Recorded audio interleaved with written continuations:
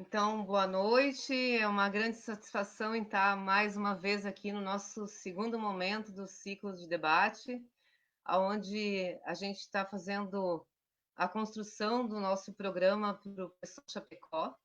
E hoje eu tenho uma alegria e uma satisfação maior, né, que nós temos como convidados, né, já que a temática de hoje são as administrações populares. A gente traz aqui a presença do companheiro Afrânio, de Florianópolis, do PSOL, e do companheiro José Fritt, do PT. Então, quero cumprimentar a todos, cumprimentar aqui meus colegas de partido, né? O Antônio, a Cida, o Vicente, a Patrícia, né? O Jefferson, que está aí na assistência técnica, né? E dizer que a gente deseja ter um bom diálogo, um bom debate. Queria antes dizer assim que tanto o companheiro Afrânio quanto o companheiro Fritt, eles fizeram parte da minha vida política, né? O Fritt porque é um dos meus primeiros votos, né? Quando das minhas primeiras eleições, o Fritt foi o meu candidato, né? Ouvia falar de nome na época, a moradora do Jacinto Machado, não sei se tu conhece, Fritt, a cidade, né? Mas o Fritt na época era uma grande referência para nós, na época afiliada ao Partido dos Trabalhadores, né? Então, é uma grande satisfação estar aqui. E o Afrânio, né, meu amigo, companheiro de partido, né? Já nem sei quantos anos se passaram por aí, né, Afrânio? Na época nós éramos tão jovens e hoje já não somos mais tanto, né? Mas dizer que foi o Afrânio que preencheu a minha ficha de filiação no PSOL em 2005, 2006, né? Então, este é um momento de grande satisfação, de grande alegria, estar com duas grandes referências assim da esquerda no estado de Santa Catarina.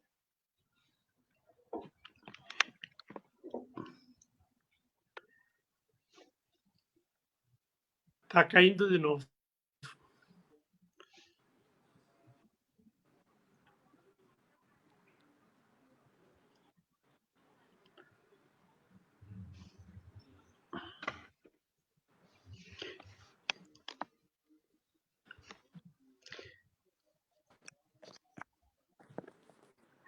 Bem, pessoal, eu vou falar adiante aqui da situação que nós estamos. Só também quero dar uma boa noite a todos vocês. Então, boa noite a Jane, querida Jane, companheira, professora, lutadora, dirigente sindical, uma pessoa que tem muito a nos ensinar, do ponto de vista também da sua compreensão da vida, da luta, da troca de experiências. E também quero dar um abraço fraternal, amigo, ao companheiro Fritz, que fico muito contente de poder reencontrá-lo, apesar de estarmos ainda pela videoconferência. E também a todos vocês que estão nos ouvindo, né, estão participando, desejo uma boa noite a todos, espero que estejam todos bem, e estou aqui disposto a conversar sobre o tema que foi proposto, que é um tema bem importante, um tema muito atual, né? Eu acho que a gente precisa se reencontrar aí diante de muitas experiências que nós já tivemos de administrações populares. É isso. Boa noite, Fritz.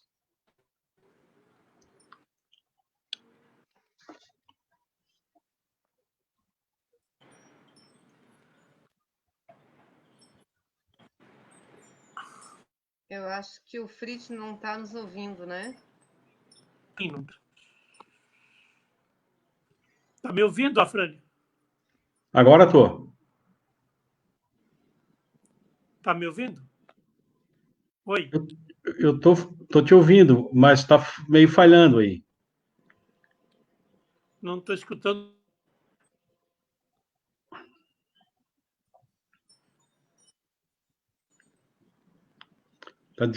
Tá com dificuldade de...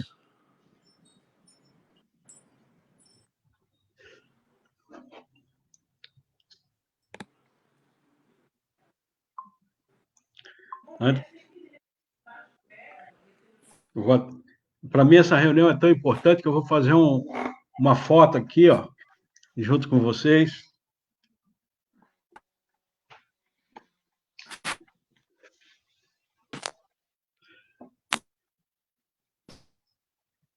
que tivemos dificuldade aí, Afrânio. Mas Não, eu mas vou fazer uma... pode tocar, pode Vou fazer tocar. eu vou fazer uma sugestão que a gente faça. Temos mais companheiros aqui, eu acho que a gente vai aguardar um pouquinho para o Fritz voltar, né? Esses são os problemas da tecnologia, né? É verdade. Então, é isso, né? Mas a gente vai ter um pouquinho de paciência aqui, eu acho que a gente aguarda o companheiro Fritz voltar. E a minha sugestão é que nós temos outros companheiros, aí o pessoal entra, dá uma boa noite, aí vai participar também do bate-papo, né? Eu acho que o Jefferson projeta o pessoal na tela aí, enquanto a gente aguarda o retorno aí do Fritz. Pode.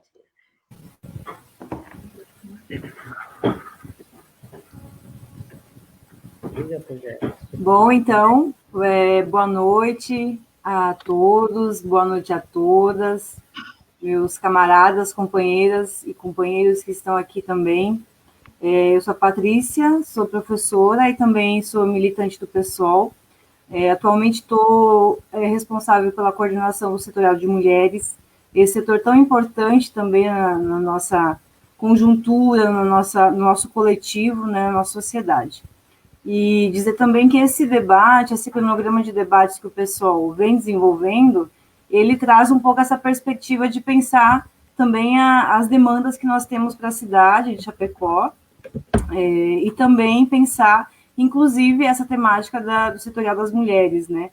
Quais as demandas que nós temos para as mulheres, pensar as políticas públicas que dialogam com as demandas que as mulheres têm atualmente na nossa sociedade, e também, para concluir minha fala, dizer da importância que eu vejo que tem a mulher na política. Então, o setorial das mulheres tem contribuído para pensar a participação das mulheres na política e dizer que esse também é um espaço das mulheres, onde nós devemos ocupar os espaços políticos, e que também fazer política não é só em partido político, né? Fazer política também é na nossa comunidade, fazer política também é nos espaços que a gente ocupa, sempre pensando no nosso protagonismo e como nós podemos superar as desigualdades que existem na sociedade. Então, dizer muito obrigada, Frane, pela tua participação. Daqui a pouquinho o Fritz volta, aos companheiros e companheiras que também estão aqui, e a todas as pessoas que estão nos ouvindo nessa noite. Obrigada.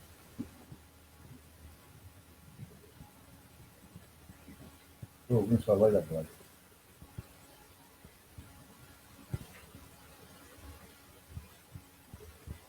Cida. Acabei voltando. Bem-vindo, Fritz. Mas tá uma tragédia esse aplicativo aí. Vocês usam muito, não?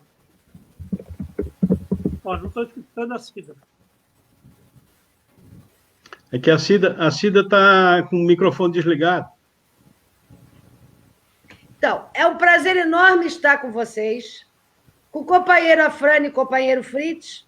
O Afrane eu conheço há mais tempo que o Fritz, mas eu e o Afrane somos bem mais jovens, obviamente. Né? E, Jane, é a primeira vez que o Fritz se candidatou a deputado federal aqui no Oeste, em 86. Eu não votei nele, né? Votei num outro companheiro do PT, mas de outra tendência, né? Então, eu e o Fritz, e também o Afrânio, já tivemos boas e maravilhosas brigas na luta, né? Brigas de ideias e brigas de luta. Tive o prazer de ser a primeira vereadora eleita em Chapecó, junto com o Fritz, e um trabalho do qual nós nos orgulhamos muito, mas muito mesmo, né? Foi o trabalho com os mais pobres, os menos favorecidos, a regularização fundiária, a saúde, e o pessoal tem muitas saudades tua, né? E eu tenho prometido, em teu nome, no meu, que vou te levar, né? Agora, quando, não sei, que tu vai aparecer na Vila Rica, aparecer lá no Caíque, lá na Vila Betinho, e por aí afora. Então, prazer estar com vocês, camaradas. E olha que este ano aqui em Chapecó, O PT e o PSOL vai fazer um novo 96, Fritz. Vai ser bonito de ver, tá? Tenho esperança nisso. Obrigada.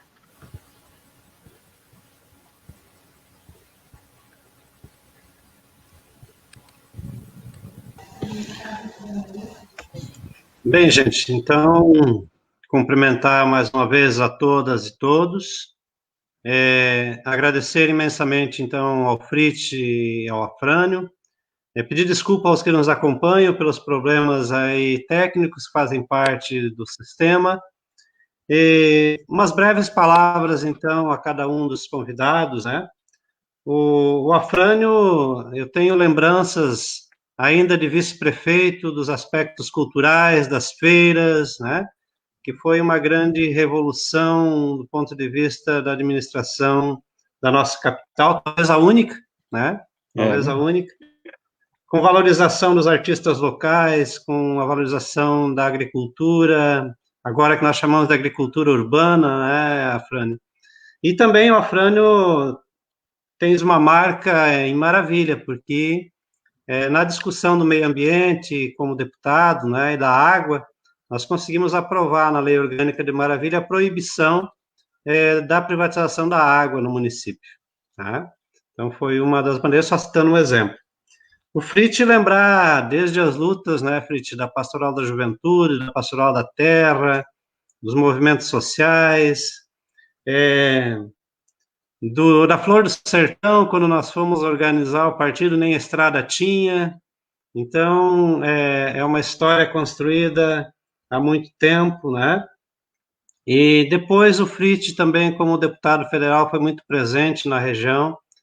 Maravilha ainda não tinha o PT à época, né? E a gente construiu e chegamos ao momento de 12 municípios, temos 10 candidatos a prefeito, que foi realmente importante para toda a região. E como o prefeito, a Cida já mencionou, né?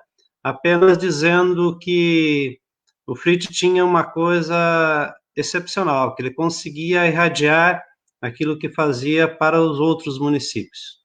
Ele sempre esteve muito comprometido. Então, esses dois grandes companheiros, com certeza vão, nesses poucos minutos que nós lhes destinamos, poder relatar como foi a administração, os desafios, as conquistas e o que é possível fazer hoje, quem sabe. Então, começamos, se não tiver problema, por ordem alfabética. Fritz, pode ser?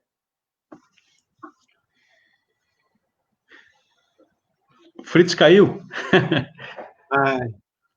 Tá, mas eu acho que continuamos, então. Se for por ordem alfabética, começa por mim, né? Isso. Então, vamos lá, Afrânio, fique à vontade. Tá certo. Então, companheiras, companheiros, eu volto a agradecer aqui o convite, a oportunidade. Eu quero falar com vocês aqui sobre o tema proposto e não sei se conseguirei aí atender o desafio. Mas o meu ponto de partida é o seguinte, primeiramente, de que é preciso perceber de que não tem, do ponto de vista teórico, do ponto de vista da proposição de modelos, nada que esteja absolutamente pronto e acabado. Tudo está em processo.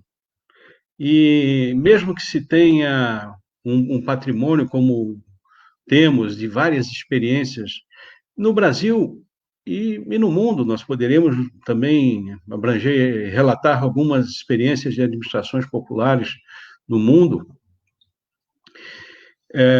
Mas eu digo que esse é um patrimônio que é a partir dele que nós devemos conversar, que devemos discutir, trocar essas experiências e aprimorar. Nós estamos falando de administração popular no âmbito municipal. Acho que esse é o recorte que precisa ter e, portanto, ela tem muitas e muitas limitações por causa vamos dizer assim, da escala municipal. Mas isso não significa que não se consiga desenvolver um conjunto de políticas públicas. Ao contrário, eu acho que tem muito espaço, tem muita gente e principalmente alguns do campo da esquerda, que negligenciam, que desprezam a oportunidade eleitoral para que se faça determinadas políticas públicas, como se fosse algo assim menor, diminuído, um melhorismo, um reformismo fraco, e eu quero exatamente afastar essa concepção. Eu entendo que a experiência de gestão, a experiência de governo municipal, ela tem um alcance estratégico para quem elabora política nesse campo, e é necessário também dizer o seguinte: uma administração popular, e o que eu quero aqui caracterizar também, uma administração democrática e popular, ou um governo democrático popular, chamaria de GDP, Governo Democrático Popular, ele é já um conceito teórico também, né? Ele é uma concepção já teorizada e é uma prática também já desenvolvida. Como eu estava dizendo no início, nós temos sempre que teorizar novas práticas e praticar as novas teorias. Essa dialética ela é fundamental para que nós não ficamos congelados e inertes diante da velocidade das mudanças do mundo. Isso implica numa dinâmica de atualização permanente, uma dinâmica de compromisso com estar contemporaneamente na condição de protagonista de processos importantes da transformação da vida das pessoas, da sociedade em geral. Então, esse vamos dizer assim, um preâmbulo, uma introdução que eu queria fazer.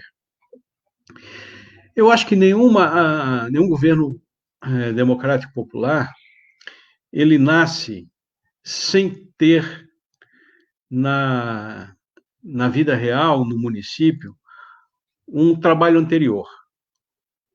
Esse trabalho anterior ele é fundamental.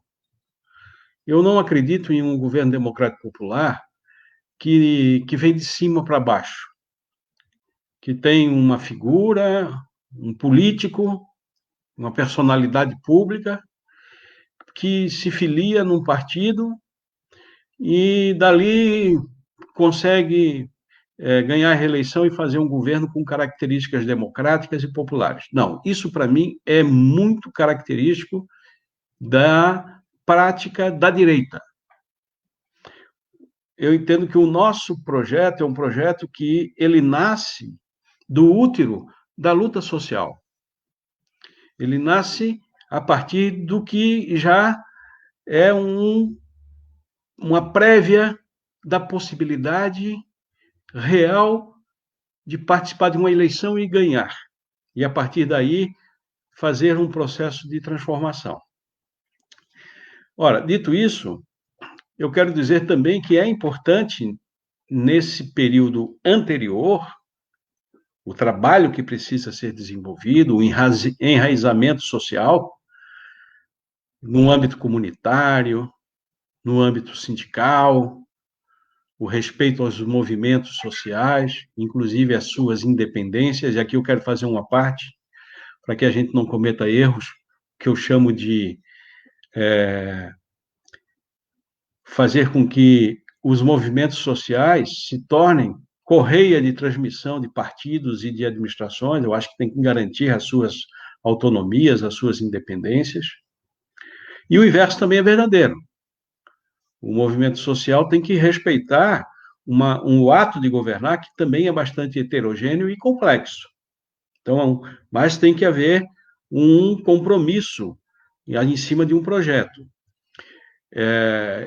Então, eu digo que esse período anterior, esse período prévio, exige também das forças políticas partidárias, locais, um espaço de discussão a respeito da sua realidade, a respeito da correlação de forças locais, a respeito dos desejos protagônicos que cada partido, liderança, enfim, queira fazer, e principalmente nesse momento de Brasil protofascista, de um Brasil com um governo Bolsonaro, autoritário, predisposto, inclusive, a quebrar a democracia, é necessário ter responsabilidade para também derrotarmos o bolsonarismo nas urnas. E isso implica uma capacidade, uma sensibilidade de composições municipais. Eu quero trazer aqui como responsabilidade também nossa. Ora, eu fui vice-prefeito de uma experiência que eu considero extremamente exitosa aqui em Florianópolis. Eu fui vice-prefeito eleito em 1992 e governamos o município de 1993 até 1996. Isso implica dizer que fizemos um governo com características assumidamente democráticas, com um compromisso popular, um governo que marcou a época, um governo distinto, diferente. Eu vou contar algumas iniciativas para vocês. E a chapa que eu participei era uma chapa liderada pelo professor Sérgio Grando, que também foi sindicalista, foi vereador aqui em Florianópolis, foi da antiga Alisc, né? Hoje é o nosso Sint, e esse processo eleitoral contou, então, com a participação, a liderança do Grando na condição, do Sérgio Grando, na condição de candidato a prefeito, e eu vice. Era uma aliança com o PPS, do Sérgio Grando.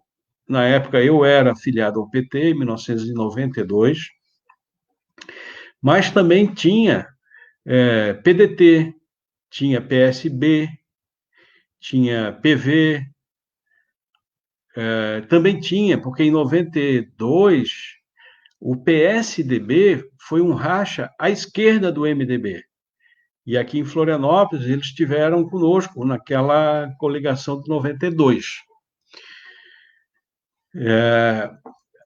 E eu vou contar um pouquinho para vocês de iniciativas que eu considero assim, extremamente importantes.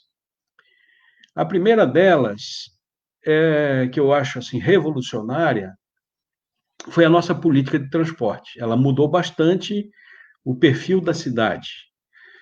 Por quê? Porque nós tínhamos aquela tradicional política de transporte, que era atender principalmente as linhas troncais, né?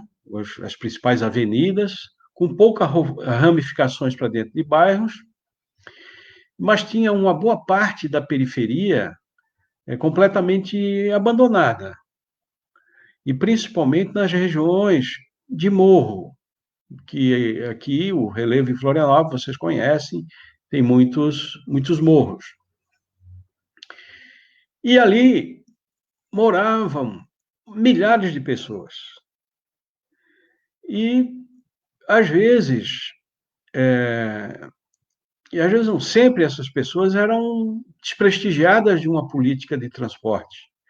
O que nós fizemos? Nós criamos um programa que chama-se Ônibus no Morro, e esse Ônibus no Morro, simplesmente, ele mudou a vida de milhares e milhares e milhares de pessoas que moravam nos morros. Eu me recordo de uma ocasião, vou contar isso para vocês, de que eu encontrei uma senhora no centro da cidade, e ela me disse assim: Afrânio, eu queria falar uma coisa para vocês. Porque antigamente a minha filha estudava à noite e trabalhava durante o dia. E eu tinha que descer um morro para ir lá embaixo no asfalto, buscar a minha filha, e nós vínhamos de braço, subindo aquele morro, muitas vezes guarda-chuva, dia de chuva.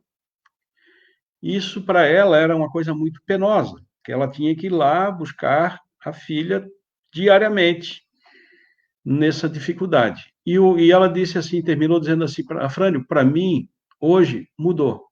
Eu abro a janela da minha casa e o ônibus deixa a minha filha na porta. Então, vejam só, isso é uma inversão de prioridades. Ora, é quem tem uma outra cabeça, quem tem um outro compromisso, um compromisso popular. Isso quer dizer, esse popular não tem nada a ver com popularidade, né, com pessoa conhecida. Porque fulano tem popularidade. Não, é compromisso popular, significa com o povo, com o interesse da vida da população. Isso é uma administração popular. É uma administração que inverteu prioridades. Ao invés de governar para as elites, para as avenidas, que já estão asfaltadas, que têm saneamento básico, que estão muito bem iluminadas, que a gente sempre diz, onde passa a procissão, os canteiros estão bonitos e floridos, a grama cortada, o meio-fio arrumadinho. Não, nós fizemos uma inversão. Nós fomos produzir política pública para quem estava completamente afastado de um direito básico que é o transporte coletivo. Então, vejam o que eu estou querendo dizer. Quando eu estou falando de uma política pública, eu estou dando um conteúdo para essa política pública.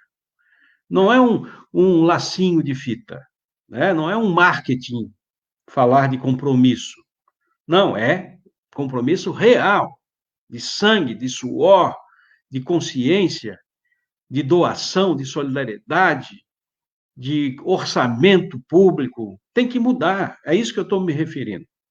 E vocês sabem que nesse dia que sempre teve o primeiro dia que a linha de ônibus foi inaugurada, a primeira linha de ônibus inaugurada, ela, casualmente, o número dela era o número 113, número da linha.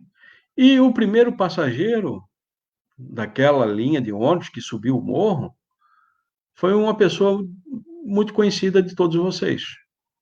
Nada mais, nada menos do que o senhor Luiz Inácio Lula da Silva. Foi o primeiro passageiro da primeira linha de ônibus que mudou a vida de milhares de pessoas. E foi uma festa. O ônibus subiu, chegou lá em cima, quando o motorista fez a volta, vou contar esse detalhe para vocês. O Lula falou, seu motorista, abre a porta aí que eu vou descer o morro a pé. Aí todo mundo desceu e foi uma festa. E foi muito legal, uma alegria naquela comunidade e tal. E depois foi o Morro do Monte Serra, esse, e depois foi para o Morro do Horácio, foi para o Morro da Mariquinha, foi para o Morro da Queimada, e hoje isso é uma conquista e ninguém tira mais essas linhas do nosso programa. Dito isso, outra coisa que eu considero extremamente importante, que o Antônio também já frisou, foram atividades culturais importantíssimas que nós desenvolvemos. Falo da primeira maratona fotográfica da cidade, era fotografar 24 horas seguidas, de uma em uma hora, uma tarefa com um tema para fotografar a cidade, e o fotógrafo não poderia dormir, então ele tinha que se preparar, porque tinha que passar num determinado ponto e ir lá pegar a tarefa, tipo, fotografar um barco de pesca. Passava uma hora, fotografar uma igreja, enfim. E depois tinha um concurso, uma comissão julgadora, e até hoje essa maratona fotográfica persiste, e nós temos um acervo de fotografias da década de 90 até hoje, riquíssimo, riquíssimo, sobre a história da cidade, sobre a evolução urbana, sobre a vida cultural e etc. Mas também o Festival de Teatro Isnardi Azevedo. Nós fizemos oficinas de arte nas comunidades, desde olaria, cestaria, renda, até pintura, música, dança. Foi um negócio revolucionário, que foi uma política de artes que não era para dentro do teatro mais chique da cidade. Não, era levar a arte como uma atividade real da vida das pessoas que vivem nas suas comunidades. Então, fizemos oficinas de artes maravilhosas, uma produção, desenvolvemos talentos de pessoas, foi muito legal. Agora, também eu poderia citar para vocês um vasto programa que estou vendo aqui a participação do Cláudio Vinhati, meu companheiro, guerreiro. Obrigado aí pelo teu acompanhamento. O Cláudio, todos nós sabemos, é um outro companheiro com compromisso. Então, nós fizemos um programa de abastecimento popular conhecido como Cestão do Povo. Ele foi tão importante, que ele passou, inclusive, a regular preço das grandes redes de supermercado da região. Por quê? Porque era uma coisa mais, vamos dizer assim, uma grande feira dentro de um grande galpão, e ali o preço era único. E até hoje persiste essa experiência. E isso mudou muito, porque eram toneladas e toneladas de produtos oferecidos a preços baixíssimos, batata, arroz, feijão, verduras, frutas, e eram hortifrutigranjeiros, e que fez um abastecimento popular muito importante aqui em Florianópolis, que foi desenvolvido pelo nosso governo. E também criamos uma coisa que era tradição da esquerda, e vamos fazer referência, mesmo que a experiência, o embrião, tenha sido em Lajes com o Dirceu Carneiro, mas o orçamento participativo cresceu muito em termos de metodologias de participação. E aqui fizemos uma grande experiência. Eu tive, em 96, inclusive, vou relatar isso para vocês, a oportunidade de participar na Turquia, lá em Istambul, do Habitat da ONU, Habitat 2. E eles, vejam só, a ONU reuniu as 100 maiores e melhores experiências administrativas municipais do mundo. 100 maiores e melhores administrações do mundo. Dessas 100, 12 eram brasileiras. E dessas 12, 8 eram do PT. Inclusive, eu fui e participei lá, e lá encontrei Tarso Genro, Ananias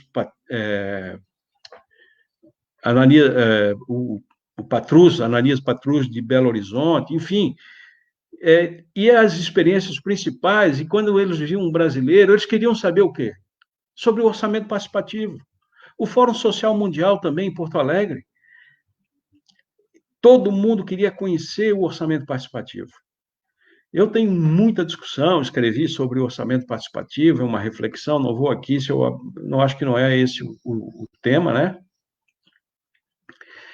Então, eu diria para vocês que foi um sucesso também, porque um governo, no meu modo de entender,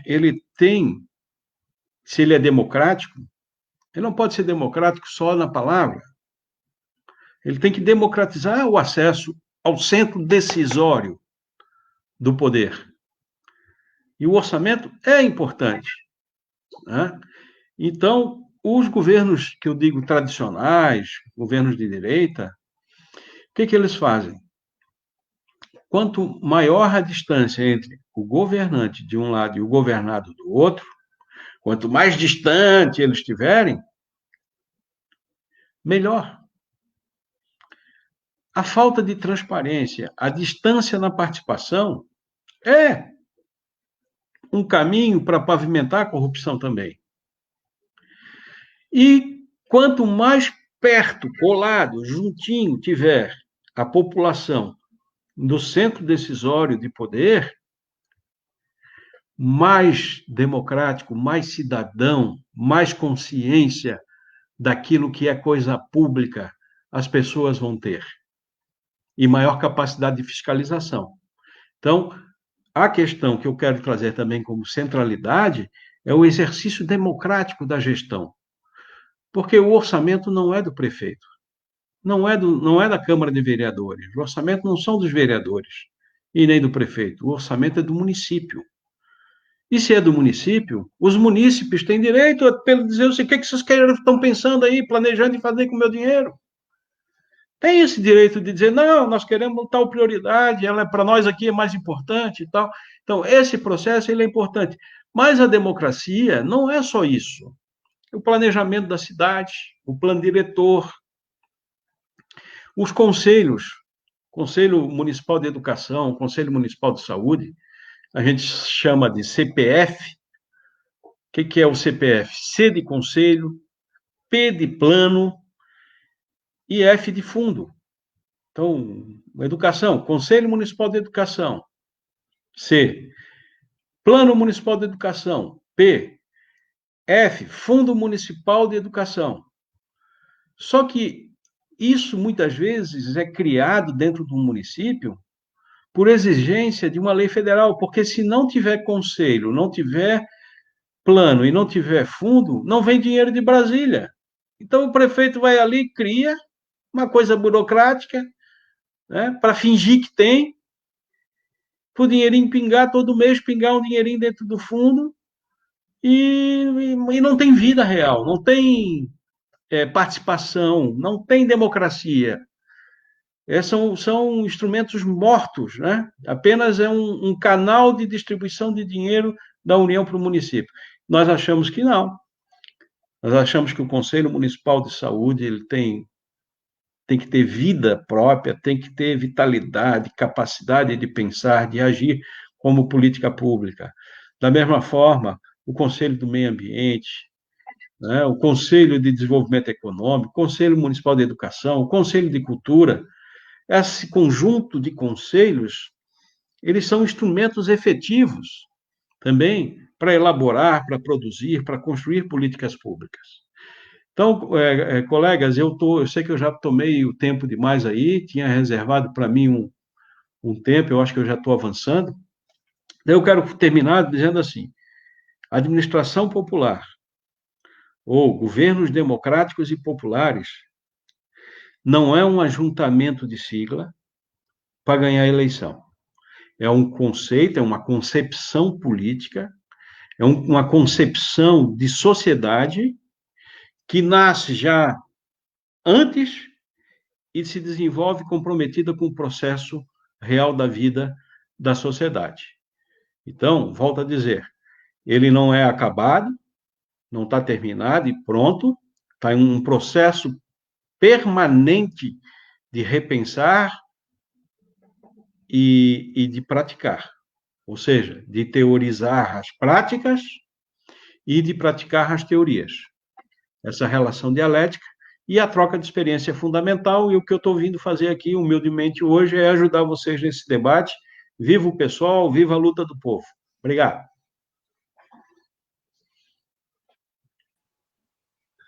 Agradecemos a fala do Afrânio, Muito bom. Pela sua brilhante exposição. E passamos, então, Fritz, não sei se você ouviu quando eu falava anteriormente, dos tempos históricos da tua participação nas lutas, Não. Nas organizações dos movimentos sociais, da Pastoral da Juventude, dos movimentos da Via Campesina, Pastoral da Terra.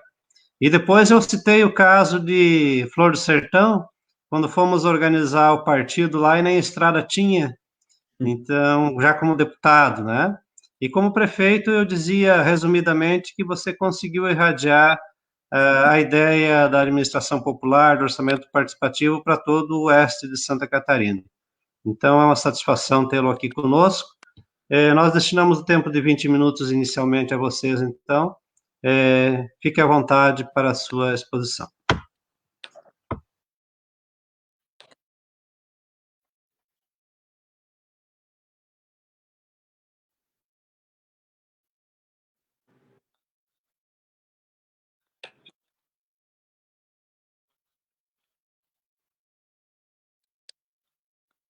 Beleza. Vocês estão me ouvindo? Eu só quero pedir desculpa pelas confusão, porque eu nunca vi um negócio desde o dia 15 de março, que eu estou em casa, só estou trabalhando pelo sistema de vídeo reunião. E hoje eu fiz 4, aí atrapalhou tudo, que vocês viram com a dificuldade que eu tive de poder conversar com vocês. Mas é uma alegria muito grande, se conhece pela luta. Então, isso é muito importante, muito legal isso, né? Todos que estão aí, que eu conheço, a grande maioria há 30, 20, Cida, vamos dizer que passa de 30, né? 30 anos de luta, e eu acho que o Afrânio, quando foi vice-prefeito, eu vim para cá, eu era prefeito de Chapecó, aí apelidaram nós que nós era tudo gaúcho. Aquilo daí me cortava fundo, né? Aquela campanha que a mim fazia contra nós, contra o governo da eleição do Afrânio prefeito, depois do nosso governo, que foi um governo bem sucedido, o governo do Grando, com o Afrânio vice. Então, a alegria poder estar aqui, a Cida, que foi a nossa vereadora, batalhadora, mas eu acho que para falar um pouco sobre a nossa experiência, que a Cida e muitos acompanharam, eu acho que a gente precisa saber qual era o conteúdo do momento histórico, econômico, político que se vivia na região do Oeste de Santa Catarina. A gente vivia com o avanço do modelo agroindustrial, que estava começando, processo de integração dos agricultores na produção de frango suíno e galinha e tudo mais, a desvalorização da agricultura familiar, dentro do que o agricultor familiar produzia, ou ele se integrava aos frigoríficos, ou senão ele ficava praticamente sem renda, e aí êxodo rural, vindo de tudo que é canto, gente para Chapecó. Chapecó era um atrativo de emprego e gente para vir. Por outro lado, ao mesmo tempo, com isso tudo, processo de organização sindical muito forte, começamos a ter um trabalho todo de derrubado dos pelegos, dos sindicatos rurais, né, na luta rural, e no urbano tinha lá o sindicato dos bancários, um pouco o sindicato dos comerciários, dos professores, muito mais era do antigo Sint, né, da estadual, do municipal, tinha muito contato também, porque ainda estava. Depois é que a turma Liseu Majone, Vinhate e companhia entraram no Sindicato de Servidores Públicos, que começou uma luta. Mas isso é praticamente coincidente com a nossa vitória na eleição. Mas antes disso, então, nós tivemos uma efervescência de muitas lutas do agricultor, do movimento urbano, bancário, a questão dos frigoríficos. Eu me lembro que a gente organizou tudo aquilo bem no começo. Então, teve toda uma... E teve também um trabalho, a Igreja Católica, que fazia um trabalho ligado às comunidades de base de organização da teologia da libertação e tudo mais. Então, criou-se toda uma discussão, uma mobilização, que criou várias, nas cidades, muitas da cidade participou disso tudo, muitas associações de moradores para lutar por água, por luz, por estrada, por saúde, por tudo que não tinha no município de Chapecó, né? E ali também foi o berço do MST, o berço da luta das mulheres agricultoras, o berço da luta contra as barragens, do movimento de atingidos por barragem, o movimento da CUT, o Departamento Rural da CUT, tudo ali. E neste contexto é que nós saímos na campanha, e o PT, queira ou não queira, o Afrânio, quem é mais antigo do PT, sabe que o PT é muito raiz, né? No Oeste de Santa Catarina. Em Chapecó não era diferente, a gente tinha um partido organizado em tudo que é comunidade, núcleo, tinha estado os núcleos de base, que a gente chamava do partido, e tinha o quê? No poder público municipal, 30 e tantos anos, o mesmo grupo governando para quem não precisava. A gente dizia, a prefeitura estava a serviço de quem não precisava da prefeitura. Então, todas as políticas eram voltadas para favorecer quem? Quem comandava, quem era o dono da cidade, quem era o dono do município, era o dono do hospital, era o dono das clínicas, era o dono de tudo, frigorífico e tudo mais. Então, nesta conformação é que a gente se formou como uma proposta política. E aí eu era deputado federal, tinha sido eleito tinha sido pela segunda vez candidato a prefeito de Chapecó, acabei sendo candidato, e aí começamos a construir exatamente uma alternativa que o povo pudesse entender que aquela luta toda das mobilizações e das organizações por direitos, por conquistas, por respeito, pudesse ir para dentro da prefeitura, pudesse ser o instrumento da prefeitura. E aí a campanha pegou. Quer dizer, nós vamos fazer uma campanha contra a corrupção, vamos fazer uma campanha para fazer um governo popular, participação, fazer um governo onde a prioridade, inversão de prioridades, as prioridades estariam voltadas aos interesses, aos problemas que a população estava vivendo. E aí, nessa tese toda, o parlamento participativo foi o grande instrumento. Ganhamos a eleição com isso. E com uma tese muito interessante, que a Cida vai lembrar bem. O Sander, que era candidato na época, ele dizia, ele meio se comparava com o Maluf, rouba, mais faz. Então, ele tinha um slogan de campanha, quem sabe, faz. E nós acabamos, não sei de que maneira, lá descobrindo que a gente começou a dizer, olha, quem sabe e não rouba, faz muito mais. E aí o povo começou a perceber que nós éramos um contra a corrupção também, contra estruturas de corrupção. E aí a campanha pegou, né? Aí os exemplos foram das mais diversas. E a gente ganhou a eleição naquela condição, uma eleição muito bonita, uma campanha que pegou fogo, porque o povo percebeu que a prefeitura seria um instrumento nas suas mãos para melhorar o quê? A condição de bairros, saúde, educação, estrada, interior, a autoestima da população, porque tudo que a prefeitura fazia pela classe alta, classe média e alta. O resto, não tinha nenhuma atuação na prefeitura para ajudar a melhorar, nem do ponto de vista da cultura, da diversão, nem com isso não existia. Então, nós ganhamos a eleição desta forma e implantamos o orçamento participativo. E o orçamento participativo serviu para duas coisas mais importantes. A primeira, para o povo ter o domínio do que é o orçamento municipal e para onde é que tem condições de esse dinheiro ser aplicado. Então, a primeira era o orçamento participativo elegia as prioridades de ação de investimento do governo. E o segundo, que é muito importante, que era estabelecia para a equipe de governo, para quem estava no governo, uma estratégia de planejamento sobre as ações prioritárias no curto, médio e longo prazo, porque nós entendíamos que a gente não ia ficar só um mandato, por isso nós ganhamos a eleição e reelegemos de novo, né? Então, o que era? Esses dois instrumentos, ao mesmo tempo orçamento, e era orçamento de um ano para o outro, como todo orçamento é assim, mas ao mesmo tempo estabelecia dentro das prioridades que a população ia elegendo quais são os temas centrais sobre os quais o governo tinha que atuar. E aí não tinha dúvida. Se for pegar, eu estou até anotado aqui um pouco o que a gente acabou, na verdade, fazendo. Com o orçamento participativo, se permitiu que a gente tivesse elementos para pensar a lei orgânica do orçamento, para pensar o PPA, o plano de plurianual, que era conhecido, né? Que ninguém dava valor e que o nosso governo, com participação, o participativo, permitiu que a gente colocasse isso como debate, mas, ao mesmo tempo, as obras e as ações foram acontecendo.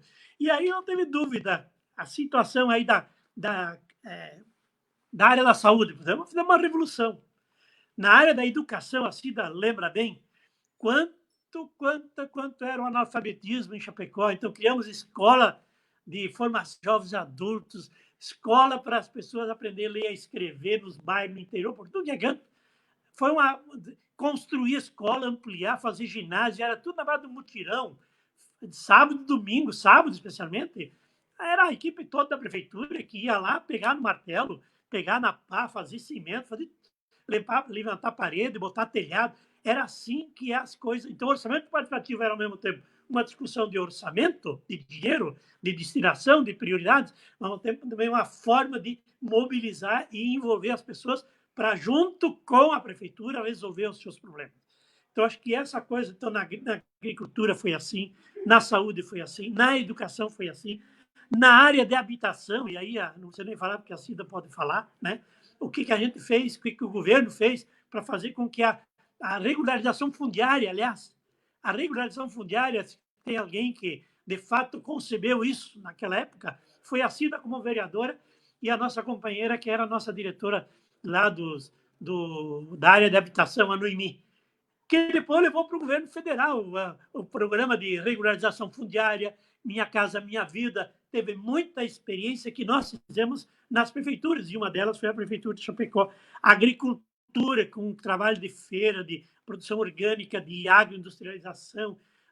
Então, o que foi? O orçamento participativo, o projeto de governo participativo que permitiu que a gente pudesse ter os grandes resultados que a gente teve em praticamente 8 anos de governo.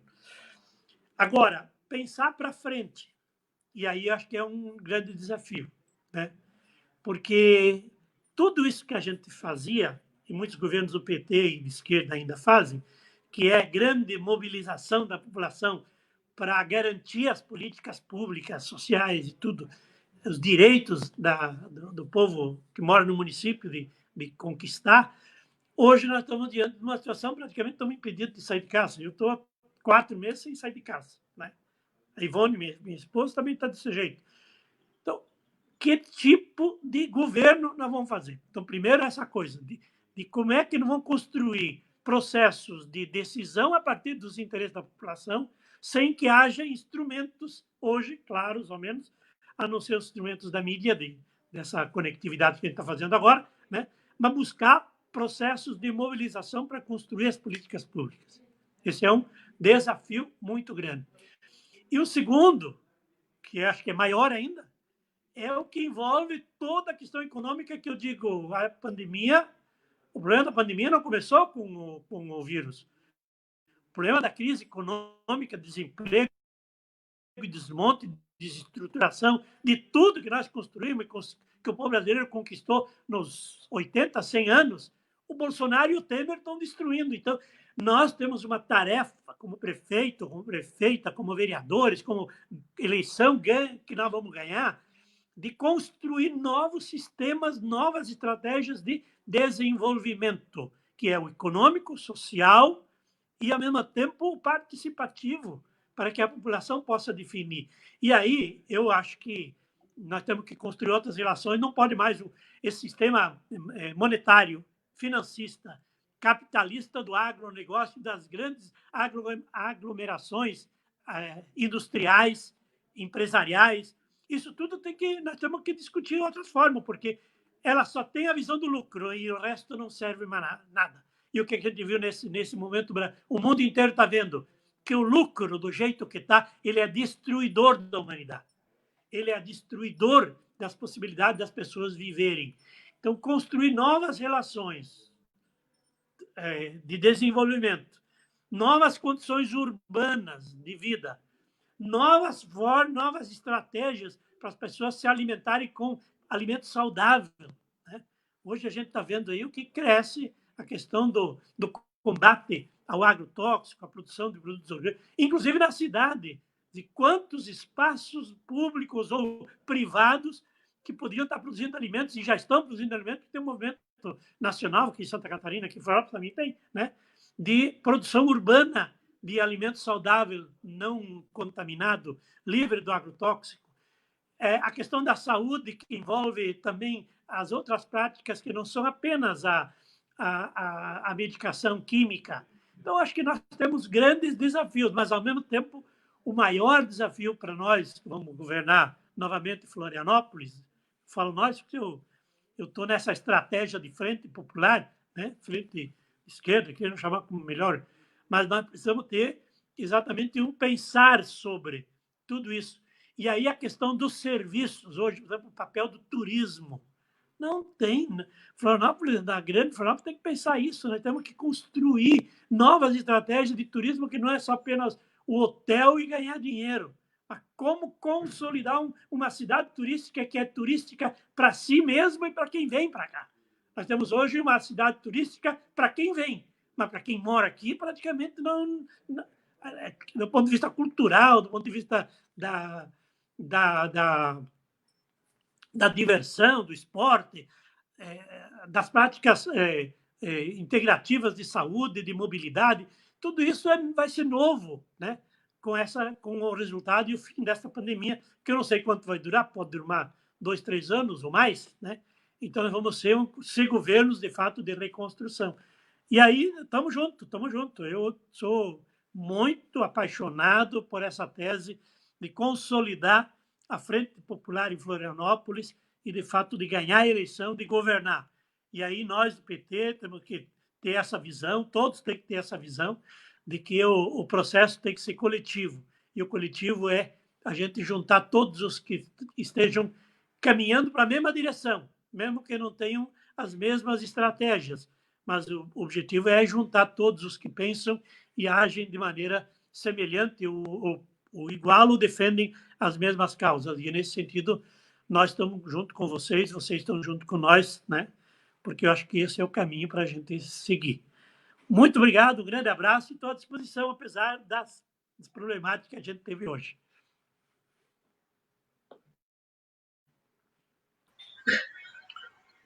Agradecemos, então, ao companheiro Fritz. E antes de passar aos debatedores, eu quero fazer uma provocação aos dois. Nós vivemos em Chapecó hoje uma realidade bem diferente, Fritz, da época que tu governaste. E apesar do Afrânio não ser de Chapecó, mas ele vai compreender o que eu vou dizer. Hoje, Chapecó é a cidade de muitas nações, de muitos povos, de muitas culturas, do Brasil e do mundo. O meu desafio a vocês, a provocação, é o que fazer para esse povo não perder suas raízes, garantir dignidade, garantir a manutenção da sua cultura nessa terra, então, que se apresenta, às vezes, conservadora para os visitantes.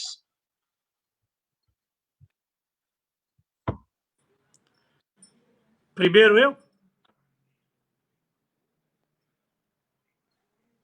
Oi. Eu acho que o Fritz pode começar, já que está na tela. Bem, primeiro que Chapecó é uma cidade que foi contaminada nos últimos anos por uma carga muito grande de preconceitos. Eu acho que nós, quando estávamos na prefeitura, nós conseguimos criar todo um sentimento. Aliás, o processo de participação, de organização, ajudou muito, mas um sentimento de solidariedade entre todos, entre uma cidade que seja para todos, sabendo que a nossa política era de que nem todos são iguais. Então, nesse sentido, mas eu quero dizer, a cidade de Chapecó, o município de Chapecó, nos últimos anos, foi contaminado por esta onda de ódio que a gente está vivendo hoje no Brasil, que o Bolsonaro é o símbolo, né? É o genocida nacional, né, que desejou a morte dizendo que isso todo mundo ia passar, lógico, mas todo mundo vai passar, mas a ação preventiva é fundamental, é só ver a diferença entre, vamos supor, cidades que tomaram providências mais cedo e as que acharam que não, isso era uma gripezinha e não ia mais dar nada, né? Então, nós sabemos a diferença. Então, a questão do respeito às diferenças, esse é o primeiro elemento fundamental. Se a gente não tiver isso, vamos pensar exatamente. Chapecó tem uma população haitiana muito grande. Esta população, ela hoje é a mais desempregada. É a que a primeira perde o emprego. A outra comunidade que serviu muito à indústria chapecoense, que são os índios, também são os primeiros a perder o emprego. Então, há uma discriminação do ponto de vista de quem está no poder econômico, quem dita as normas do poder econômico, que cria muitas dessas desigualdades e essa discriminação. Então, nós precisamos ser governo que integra, que exalta todas as diferenças que existem, coloca elas no plano cultural, como também no plano da forma de se vestir, no plano da alimentação, no plano dos relacionamentos de nações. Isso tudo tem que ser um instrumento de ação interligado por várias ações de governo, que perpassa todo o governo. Porque se não tiver isto, né? Eu me lembro que eu era prefeito quando uma comunidade indígena morava no centro da cidade. E eu consegui, através do Dom José junto, nós conseguimos fazer com que a cidade olhasse para aquela comunidade não com o desprezo como sempre olhou. E a gente conseguiu encontrar uma boa solução para aquela comunidade que vive hoje na sua terra, tem sua condição de vida. Logicamente que o governo do Bolsonaro está destruindo todas as políticas ligadas às questões indigenistas, inclusive no dia de ontem, onde vetou um projeto de lei com várias ações para fazer com que os índios pudessem ter melhor tratamento nessa questão da pandemia. Então, acho que essa visão nós precisamos levar para as pessoas.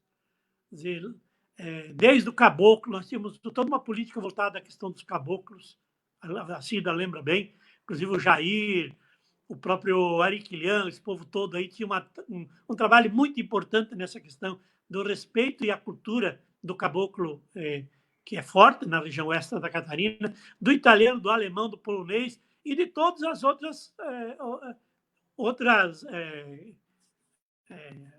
nações que vêm para Chapecó.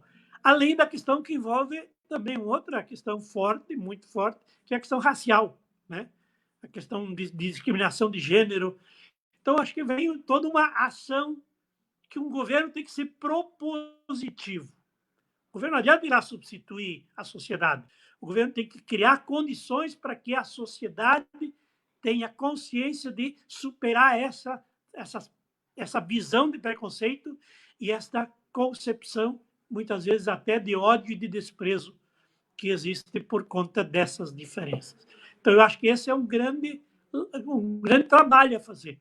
Isso passa pela educação, passa pela saúde, passa por tudo que é lugar. Todas as áreas de governo da prefeitura têm que pensar nisso.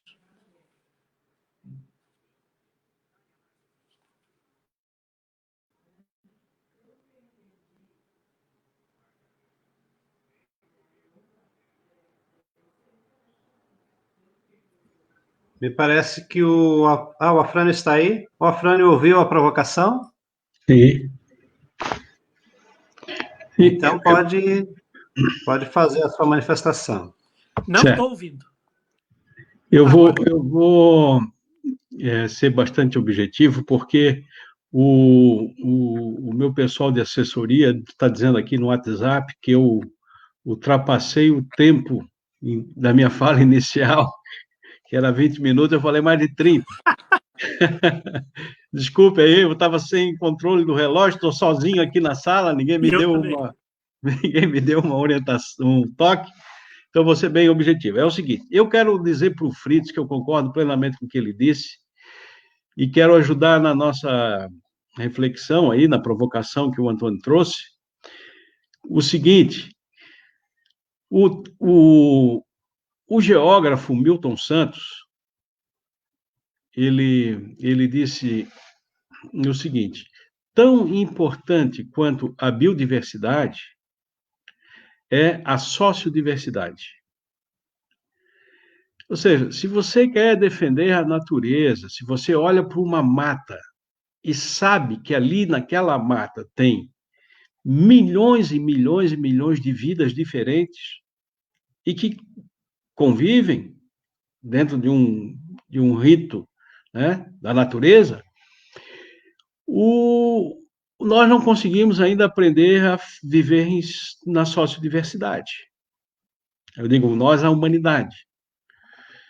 Mas isso é um processo que vai se consolidando, que eu chamo também civilizatório. Então, o que é a sociodiversidade?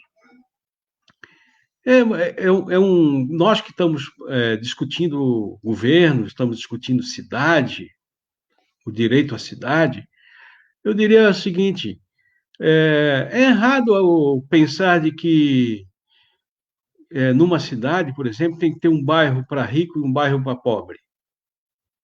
Tem que ter um bairro para predominantemente negro e um bairro predominantemente branco.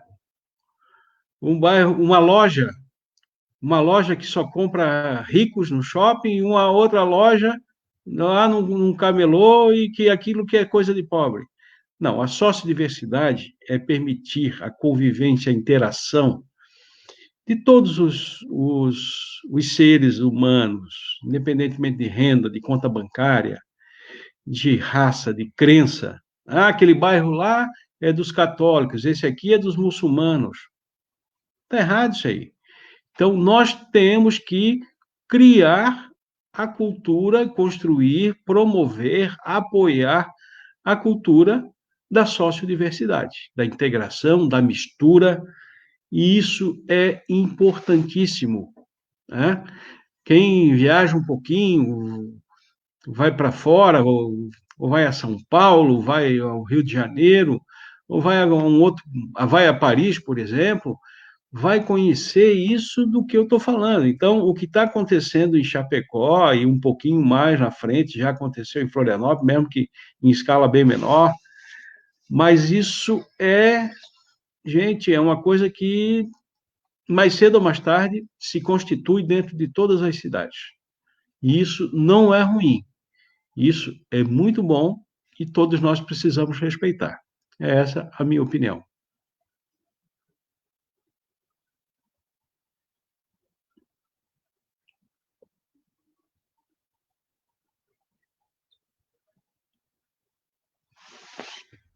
Bom, gente, eu quero agradecer, então, mais uma vez, o Fritz e o Afrânio.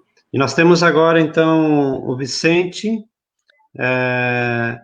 a Patrícia e a Cida, que vão trazer algumas questões.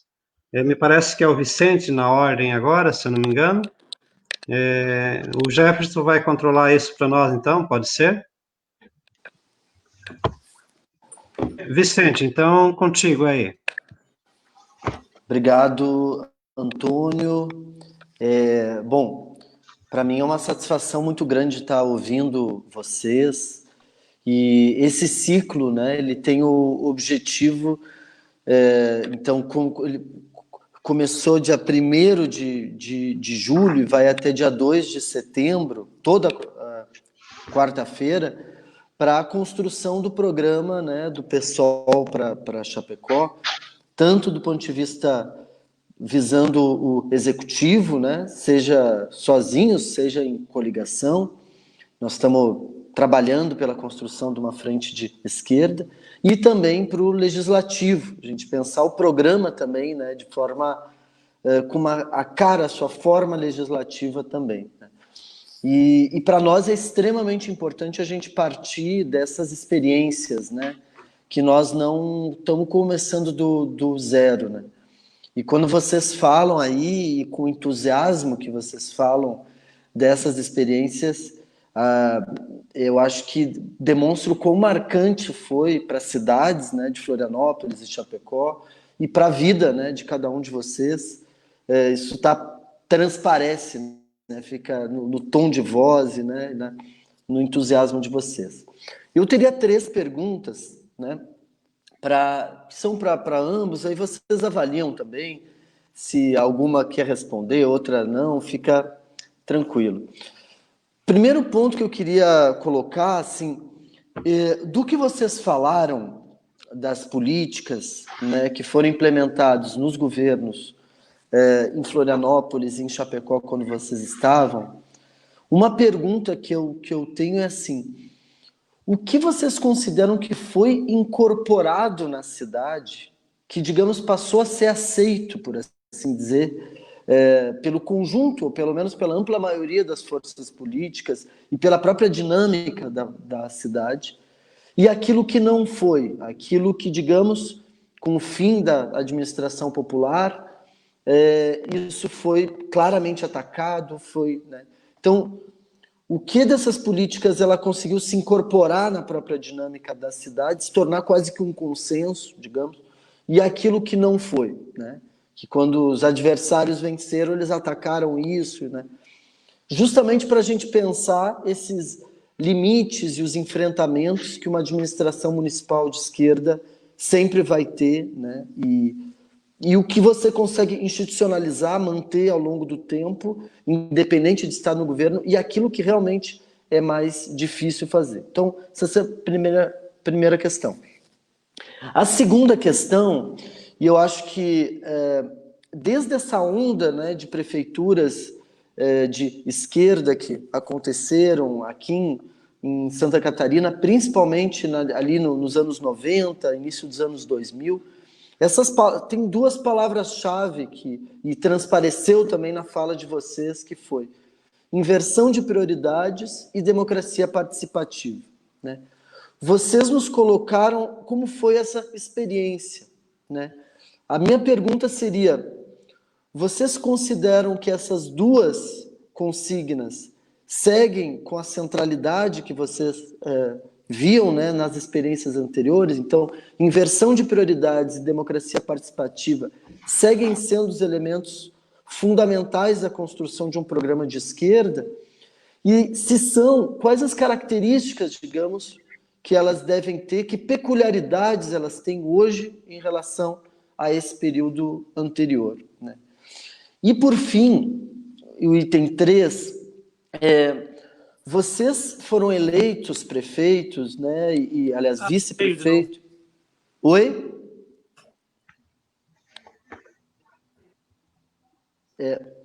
Então, vocês foram eleitos vice-prefeito e prefeito, né, num momento que houve uma onda de vitórias da esquerda, né, em várias partes do Brasil, mas aqui no sul do Brasil, em Santa Catarina, aconteceu, digamos, uma onda, né? Então, várias cidades de Santa Catarina passaram a ser governadas, né, pelo PT e, em geral, encabeçadas pelo PT em alianças mais amplas, né?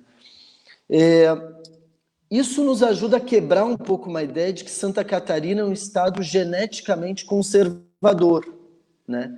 Que foi esse mesmo estado que, em 2002, foi o que mais deu votos para o Lula no segundo turno, e que, em 2002, né, tinham muitas cidades governadas pela esquerda. A minha pergunta e hoje, como vocês veem isso? Esse desafio da esquerda em Santa Catarina. E tem uma coisa, como eu disse, que transparece na fala de vocês e que eu acho que é extremamente importante para a gente pensar, que é que as duas campanhas vitoriosas, elas conseguiram despertar o entusiasmo das pessoas, né? Digamos, não foram campanhas e não foram administrações, como é que eu vou dizer, tradicionais na relação que as pessoas tinham com a campanha e com a administração. Então, fica a pergunta, né? Pergunta do milhão: como despertar e organizar o entusiasmo para que ele possa levar a novas vitórias, né, do campo da esquerda? É isso. Como é que vai funcionar? Todo mundo vai fazer os questionamentos, Vicente? Ou primeiro um, depois o outro? Como é que faz? A Jane entra agora ou eu respondo as três? Como é que vocês prepararam essa dinâmica? Olha, essa parte ficou meio aberto, mas eu acho que podem começar respondendo, e aí depois, na próxima rodada, vai entrar a Cida e a Patrícia. Certo. Olha, eu digo assim,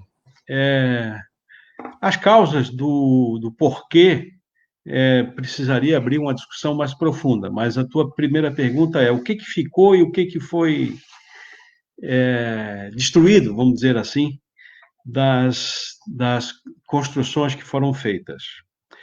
Olha, eu vou dar um exemplo que eu estava falando. O ônibus no morro foi uma coisa que ficou. E até porque eu acho que se alguém tiver a insana ideia de tirar o programa ônibus no morro, vai começar a Terceira Guerra Mundial por Florianópolis. Porque foi um negócio tão certeiro, tão assim desejado historicamente pela comunidade, que hoje é algo que se incorporou na vida da cidade. Ponto. Estou dando um exemplo, né? Mas também o Festival Isnar de Azevedo continua, a Maratona Fotográfica continua, como eu falei, aquele programa de abastecimento popular continua. Naquela época, nós criamos um instrumento importantíssimo que Florianópolis não tinha, imaginem, que foi uma fundação de meio ambiente. Nós não tínhamos. Nós tínhamos era uma divisão escondidinha lá atrás de uma secretaria que chamava-se Divisão de Parques e Jardins, e hoje virou uma Fundação Municipal do Meio Ambiente, a Floram. Mantém-se até hoje, importante. Tá, eu vou dar um exemplo que foi rejeitado. O que foi rejeitado foi o orçamento participativo. Isso incomoda a direita, né? Quem ganhou, eu fui para o segundo turno em 96, disputei o segundo turno com a Ângela Min, e o primeiro dia ela disse, olha, acabou, o orçamento aqui quem faz sou eu, e nada de participação popular, e periri, parará, e tocou a vida. Então, acabou com o orçamento participativo, e mesmo que tenha tido reações populares, ela impôs pela força da caneta do governo. Segundo, sobre inversão de prioridades e democracia participativa.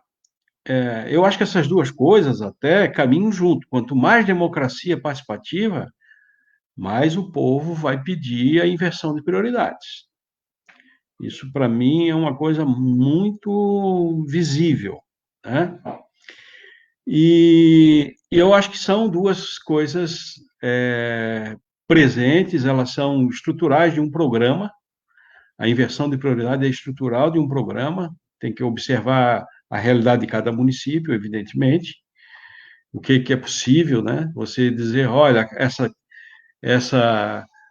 eu vou dar um exemplo aqui de Florianópolis. A prefeitura inventou, junto com a Casan, de fazer uma captação de esgoto que já estava captado. Por quê? Porque passa uma rede de esgoto na frente de um prédio bacana da Avenida Beira-Mar, só que o prédio estava jogando, ao invés de se ligar no esgoto, que é um investimento, dinheiro público, ele estava ainda jogando o esgoto na rede pluvial. E a prefeitura, ao invés de fazer um check-up, de ver todo mundo que está ligado, quem não está, e multar e mandar ligar, não. Gastou um dinheirão para fazer uma captação do que já estava pronto para ser captado, percebe? Foram 28 milhões de reais a mais na Avenida Beira-Mar. Enquanto que tem comunidades que não tem nem o saneamento básico. Então, nós tínhamos que dizer ali para o pessoal que mora na Beira-Mar, o esgoto já passa na frente do prédio de vocês vão ali e vocês vão ter que ligar. E lá naquela comunidade que não tem, a gente deveria fazer o investimento que está faltando. Então, isso é um debate sobre inversão de prioridades, né? Porque governar é o quê?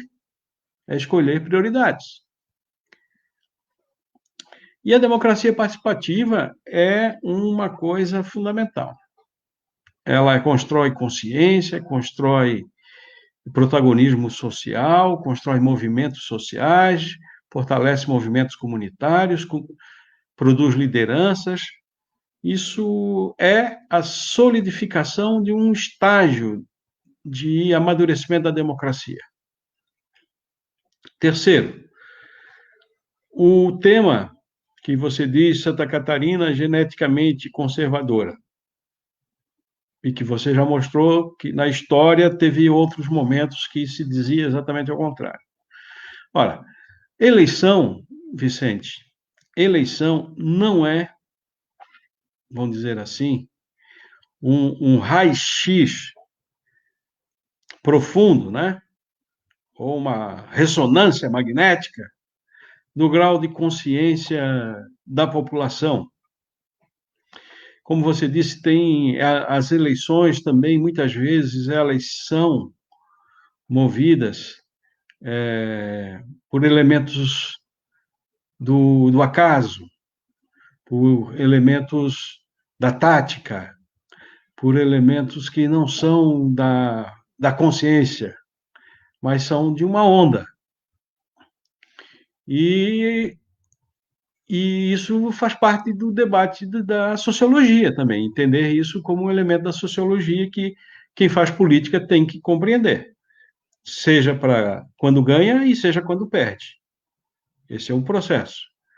Agora, o que eu não concordo é com, então vamos começar a produzir ondas artificiais. E aí começa a criar, pagar caríssimo com marqueteiros, né?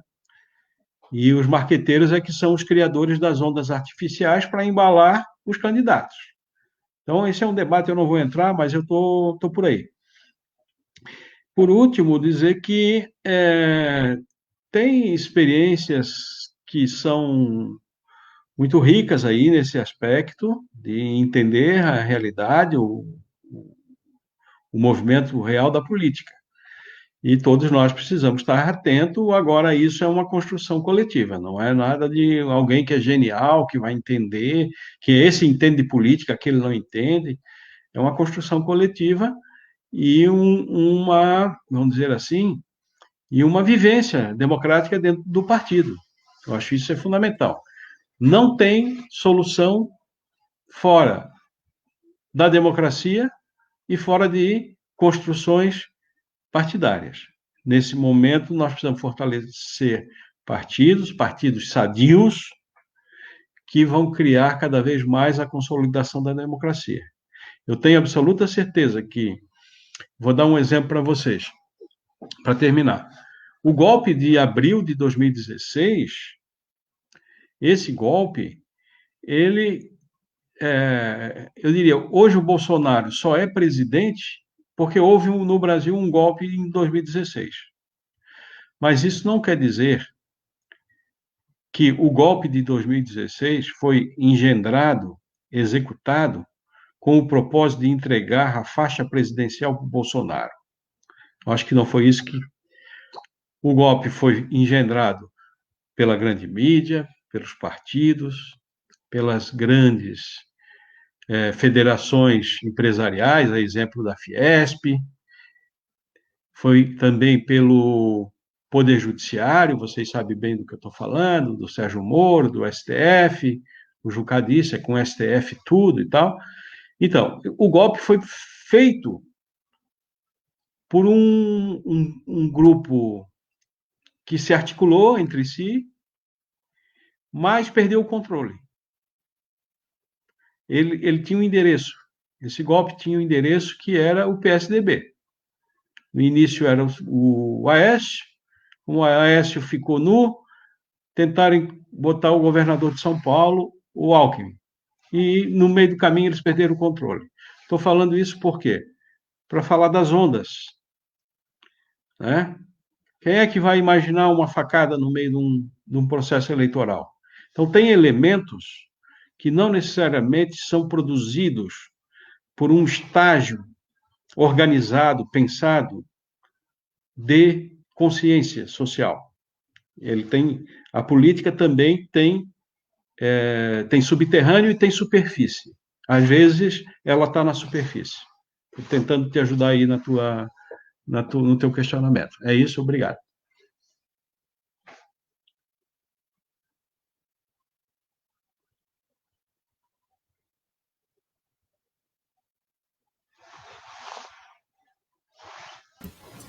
Obrigada, Frânio, obrigada pelo debate.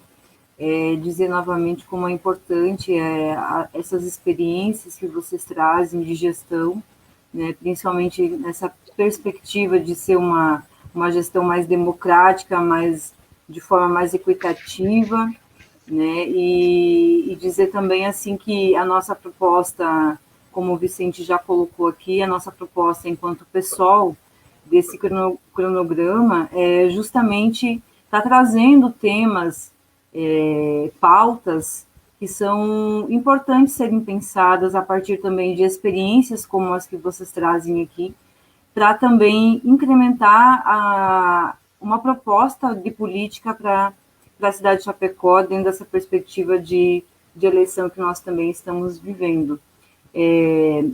Eu gostaria de também dizer que a questão que tu traz em relação ao teorizar as práticas e praticar as teorias, ela, no sentido que ela é dialética, ela também é muito complexa, como a gente vai, ao mesmo tempo, unir essas duas categorias em movimento, né? Colocar elas em movimento. Eu gostaria que tu pudesse falar um pouquinho mais dessa dialética, aproveitando que tu traz esse tema, né? Então, como a gente poderia criar mecanismos em prol de articular essas duas propostas que tu coloca.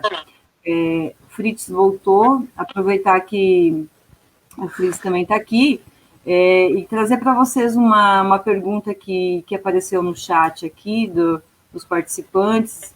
Essa pergunta aqui é do Genival Conrado, ele faz a seguinte questão: ao criar os opostos de prioridade discursiva na administração pública, não reforçam o antagonismo revanchista entre possuídos e despossuídos? Eu gostaria que vocês pudessem falar um pouquinho sobre isso.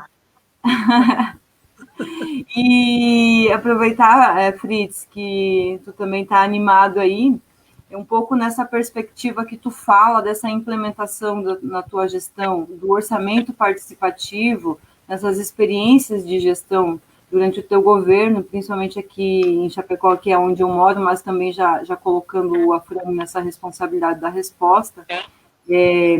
Perguntar para vocês quais foram as maiores dificuldades que vocês enfrentaram durante a implementação do orçamento participativo. Então, eu deixo essas duas perguntas para vocês se posicionarem. Obrigada. O Afrânio. Alô? Fala, amigo. Eu acho o seguinte, eles estão colocando nós para fazer mais umas 3 horas de conversa aqui, né? Ou marcar mais pois umas 2. E tu estás em casa, eu não estou. Eu aí, tu tá querendo... Porque só na tua resposta que você deu, a primeira ali, da pergunta do Vicente, que eu peguei uma parte só, né? Dá um outro debate. O que sobrou de tudo isso? Eu diria que não o que sobrou, o que a gente edificou para o Brasil, né? Eu acho que o laboratório, Chapecó, dá para dizer, o laboratório da prefeitura da nossa experiência. Essa nossa experiência gerou um Programa Nacional de Educação de Jovens e Adultos, que não existia, né? Que depois, no governo do presidente Lula, foi implementado. Não existia um Programa Habitacional Nacional, a não ser a Coab, né? Lembra? E o programa Minha Casa, depois, antes da Minha Casa, tem outros programas do Lula ainda, baseado no quê? Nas experiências das nossas prefeituras, né? O sistema de alimentação escolar foi baseado em cima dos nossos projetos, das nossas experiências de relação direta entre o agricultor e a comunidade do bairro, da escola, tal, consumidor daquilo que sempre era produzido no interior, né? Isso também para a questão dos programas de adulto. Daria para falar 4, 5 temas mais importantes ainda do que esses que foram implementados. E, logicamente, dentro do município, o sentimento de que o prefeito vir para cima e fazer o que quer não é mais tão fácil, porque o povo participou da experiência de decidir juntos, né? Quem participa decide. E aí, o programa, por exemplo, de pavimentação rural, que as estradas do interior, quando nós chamamos prefeitura, não tinha nem patrão, não tinha máquina, não tinha nada, só buraco, só caminhão atolado. Pois olha, nós saímos do governo com as melhores estradas da história do oeste de Santa Catarina. E isto teve que manter, não teve como, vou recuar e voltar de novo a ter buraqueira. Na área da pavimentação urbana, da mesma forma. Na área de questão ambiental, por exemplo, tem coisas que são símbolos. Curitiba era o símbolo da cidade do tratamento da reciclagem de lixo. Pois olha, nós em Chapecó, per capita, reciclava 2 vezes mais do que Curitiba. Então, são coisas que depois foram para o governo federal. A questão do aterro sanitário de Chapecó foi exemplo para o Brasil inteiro. Toda a política nacional de destino de resíduos sólidos e tudo, baseado em quê? Nossas experiências de prefeituras. Não falo só da prefeitura do PT, e não só de Chapecó, mas de tudo que é lugar onde tinha concepção de partidos de esquerda, o PSB, o PT e outros, PDT e companhia, que estavam, o PSOL também participando, a PCdoB e companhia, participando desses projetos. Então, nós tivemos isso. E com relação à questão da última pergunta aqui, de criar animosidades de classe, eu acho o seguinte, essa coisa de criar animosidade de classe é a defesa da classe dominante sobre a classe subjugada, né? Porque o que a gente vive no mundo e no Brasil, cada vez mais, e agora mais, é que a classe dominante, a classe econômica, a classe bancária e financeira, é que está trazendo a maior desigualdade social, econômica e até política que o Brasil está vivendo nos últimos tempos. Então, a disputa de classe, ela faz parte da vida. Se a gente não lutar, se o povo não lutar, não terá direito nenhum. E eu acho que achar que com isso vai alimentar animosidades entre conservadores, entre esquerda e direita e tal, mas isso hoje está sendo discutido, porque em outras épocas a pessoa não falava porque ia para o cemitério, né? É só ver os Estados Unidos faz o quê? 40 anos que terminou aquela... Não foi? 40, 50 anos atrás. Nós aqui, com Getúlio Vargas, no tempo de Getúlio Vargas, foi abolido a lei da degola, porque quem perdia degolava o adversário, para não precisar levar, dar comida, enterrar. Nem enterrava, deixava para os corvos comer. Então, nós temos o quê?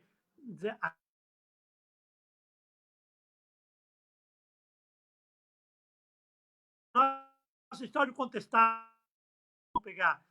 Nós tivemos uma guerra aqui em Santa Catarina. Quando era guerra contra os, né? Era guerra de branco, inclusive patrocinada pelos Estados Unidos, pelas madeireiras e as grandes empreiteiras norte-americanas de exploração da madeira no Brasil. Eles é que patrocinavam toda essa guerra para quê? Para matar? Matar quem? Matar o povo trabalhador, o pobre, né? Que agora o pobre deram um apelido, deram um novo nome. Chamam de quem sofre da pandemia, como é que chama aí? Agora tem um outro nome. Os vulneráveis. O pobre, tiraram a caracterização de classe. Não tem mais pobre, agora tem vulnerável. Então, tira até o conceito, como na área do trabalho, diz que o cara não é mais trabalhador, é colaborador. É tudo uma linguagem para tentar encobrir o processo de desigualdade social, econômica e política e cultural que uma sociedade que nem a nossa brasileira vive e que se agrava a cada dia com esse governo do Bolsonaro e toda a companhia, e todo que está junto, né? Como alguém disse ali, até o judiciário.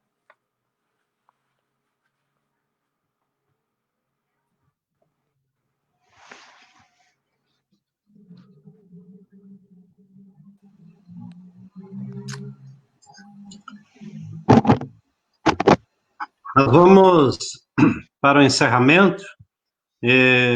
Acho que deixamos 2 minutinhos para cada um dos convidados, então, para suas considerações finais. Aí depois encerramos. Tá, pode começar por mim, sem problema. Bem, tá, eu quero dizer para vocês o seguinte: para mim foi uma alegria, um prazer.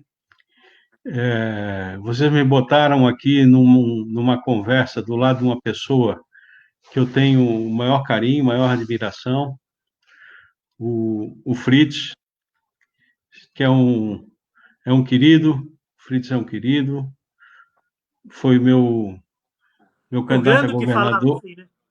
O meu candidato a governador, que eu queria que, se ganhasse aquela eleição de 2002, o Fritz teria mudado a história de Santa Catarina. Por muito pouco, nós não conseguimos aquele momento. E mora no meu coração. Quero deixar um abraço a todos vocês, agradecer. E só para uma palavrinha final, até por causa da Patrícia, que trouxe um assunto, eu acho assim, gente, partido político tem que ter formação política, tem que ter cursos, tem que ter leituras, tem que ter grupos de debate. Quando a gente fala em teorizar, também escrever o que vocês estão vivendo, o que vocês estão pensando, se referenciar em grandes pensadores, né? Ler muita coisa boa que está saindo cada vez mais. Vou confessar aqui para vocês, eu tenho assim um desejo de que a gente consiga construir uma grande escola de formação política em Santa Catarina, nesse campo democrático popular, né? Que todos nós possamos aperfeiçoar as nossas concepções e sempre atualizar. Quero deixar um beijo no coração de todos vocês, agradecer de novo a oportunidade, tá? Contem sempre comigo e dentro do que eu puder ajudar, eu sou parceiro, eu sou companheiro, ok? Obrigado. Bem, primeiro que eu quero agradecer a todos vocês por esta oportunidade de poder estar falando um pouco sobre a nossa luta, né? Que foi feita por muitas mãos, por muitos companheiros e companheiras, que alguns já não estão mais no PT, mas eu tenho não sei se é uma virtude minha, o pessoal acha que às vezes eu sou meio condescendente demais, mas toda a companheirada que saiu do PT, vamos supor, a maioria saiu do PT, né? Eu tenho só amigos do outro lado, não tenho adversário nem inimigos, né? Então, isso é uma coisa muito importante, porque eu tenho uma compreensão de que nós estamos na mesma luta, na mesma causa, nós temos o mesmo desafio, né? Se a gente não tiver com a ideia de que tudo que a gente fizer está na lógica de melhorar a vida do nosso povo, não vale a pena a gente ficar fazendo briga política, né? Agora, saber quem são os nossos adversários, aí tem que ser duro, aí tem que ser firme. Nós não podemos ser frouxos, não. Eu acho que é isso que é o desafio que está colocado para nós. E eu queria dizer para vocês uma coisa interessante. Eu estou sendo muito procurado para falar sobre a nossa experiência. Eu não sei, porque faz tanto tempo que já faz, né? Mas está voltando, nesse tempo agora, está voltando muito essa discussão sobre o participativo, sobre o povo decidir, sobre como construir política pública a partir dos interesses da maioria da população de um município, de um estado, de um setor. Então, eu acho que é muito agradável isso, e fico muito feliz de vocês terem me convidado. Se ajudei, tudo bem. Se não ajudei, valeu a conversa, valeu o nosso encontro. Fiquei feliz de ter visto vocês todos aí. Cida, um grande abraço, Cida. Bem, então, ao encerrarmos, quero agradecer aqui os companheiros de mesa, a Jane, a Cida, Patrícia, o Vicente, ao Jefferson aí no trabalho de retaguarda, um brilhante trabalho. Agradecer a todos que nos acompanharam, que estiveram com a gente nesse momento importante, que o pessoal constrói a sua plataforma, que o pessoal tenta construir em Chapecó, tenta ampliar em Chapecó a construção, então, de uma possibilidade democrática, popular, para a população e para o crescimento de Chapecó, dentro daquilo que a gente acredita, da dignidade, e fazer, então, um agradecimento pelas brilhantes contribuições ao companheiro Fritz e ao camarada Afrânio, e desejar a todos uma boa luta, uma grande batalha, e que a gente renove a esperança do povo brasileiro, do povo de Santa Catarina e do povo de Chapecó. Um grande abraço a todas e a todos.